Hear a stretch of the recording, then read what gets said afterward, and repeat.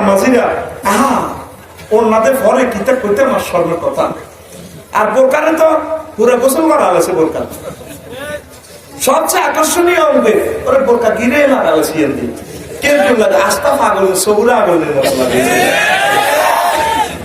ঠিক আছে বাস করাই বোঝা যায় বোরকা বোরকারে গেছি বোরকা নিচে দিয়ে দিলা নিচে দিয়ে বোরকা এমনি দেয় I love you I love you I love you I love you.